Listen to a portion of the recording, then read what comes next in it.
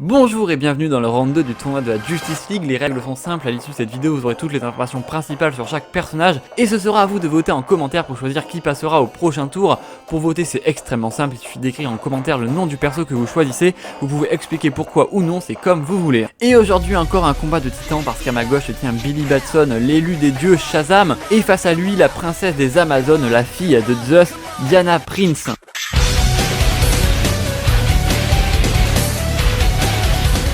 Et passons sans plus tarder à l'exposé de leurs capacités, de leurs faiblesses et à leurs précédents affrontements dans les comics.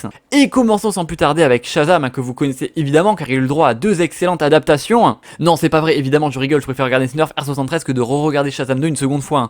Bon ça aussi c'est pas vrai, mais tapez surtout pas ça sur internet. C'est un conseil. Bref, Billy Batson tire ses pouvoirs de la magie du sorcier Shazam, un être si puissant qu'il fait partie du conseil du rocher de l'éternité qui sont chargés en gros de maintenir l'ordre cosmique dans l'univers, rien que ça. En gros pour te donner l'échelle de puissance c'est d'énervement des mecs en fait, il y a un gars, il a été arrogant avec eux, ils ont décidé de lui enlever son visage, voilà, il ne rigole absolument pas. Et en tout cas cette magie surpuissante lui permet d'accéder au pouvoir des dieux grecs, hein, vous connaissez la chanson, la sagesse de Salomon, la force d'Hercule, l'endurance d'Atlas, le pouvoir de Zeus, etc. etc. Et en gros en fait il est aussi fort que Superman sauf qu'il a pas de faiblesse, voilà, en plus il tire de la foudre donc c'est encore plus stylé que Superman. Non évidemment vous savez que Shazam est extrêmement fort, voilà, enfin ils le vendent en tout cas DC Comics, j'ai fait une vidéo dessus, hein, je vous la mets à l'écran, mais ils le vendent comme aussi fort que Superman. Mais bon quand je dis qu'il a pas de faiblesse, en fait si il en a 2 principales quand même.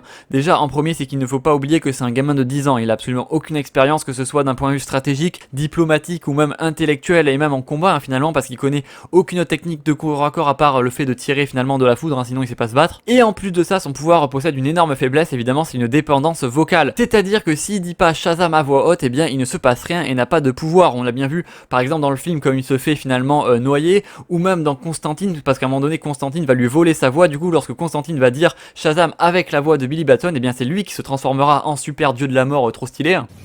It was perfect. Perfect. Everything, down to the last minute details.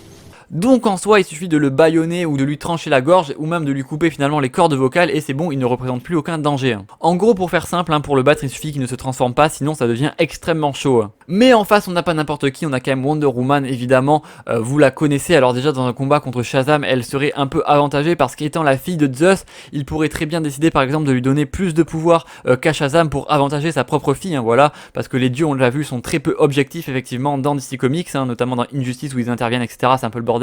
Bon après vous connaissez tous très bien Wonder Woman, je vais pas vous faire l'affront de vous expliquer, mais j'aimerais quand même juste mentionner le fait que Diana a reçu la marque de Hécate quand elle était petite, Hécate c'est la fucking déesse de la magie quand même, c'est pas n'importe qui, et que grâce à cette marque du coup elle possède une source de magie et de pouvoir presque illimité, elle devient surpuissante. Lisez le run Witching Hour qu'on a dans Justice League Dark Rebirth, c'est un des meilleurs run Rebirth, franchement je vous mets pareil comme dans les autres vidéos le lien en description, c'est un lien affilié qui soutient la chaîne, donc voilà, si jamais vous voulez lire cet excellent run, j'ai fait des vidéos dessus et vraiment lisez-le, c'est une absolue dinguerie. Et d'ailleurs dans ce run elle a aussi su maîtriser la transformation en seigneur du chaos, donc vous voyez par exemple Dr Fate c'est un seigneur de l'ordre, et bien elle s'est transformée en seigneur du chaos, voilà, pour exploser le cul de Dr Fate. Et pour finir je rappelle quand même qu'elle a manié l'énergie d'Antichrist pendant Death Metal et que c'est elle qui a vaincu le putain de Batman Kiri qui était sous forme du Darkest Knight, donc du chevalier le plus sombre évidemment. Le Darkest Knight qui avait tué des Hands, donc les Hands c'est les mains, c'est les entités si vous voulez qui sont au-dessus des dieux, qui sont chargés de créer les différents multivers, c'est littéralement les trucs quasiment les plus puissants d'ici Comics.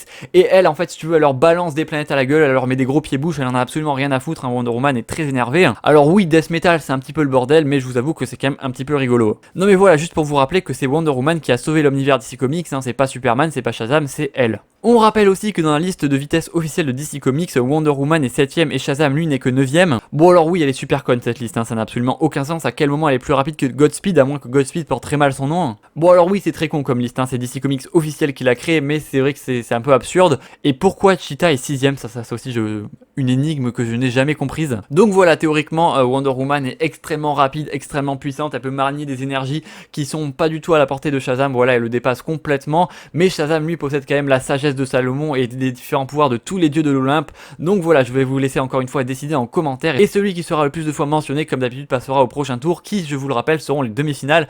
Donc n'hésitez pas à vous abonner pour voir la suite, parce que là on prendra les persos dans leur forme la plus puissante. Donc Shazam on le mettra par exemple en mode King Shazam version extrêmement énervée dont je vous ai déjà parlé, Et Diana évidemment on la prendra dans sa version death metal où là elle balance des planètes sur les gens, enfin c'est beaucoup trop cool. Donc voilà, abonnez-vous, partagez la vidéo comme d'habitude évidemment, c'est ce qu'il y a de plus la chaîne. N'hésitez pas à rejoindre les lives sur Vote, voilà c'est très sympa, on discute.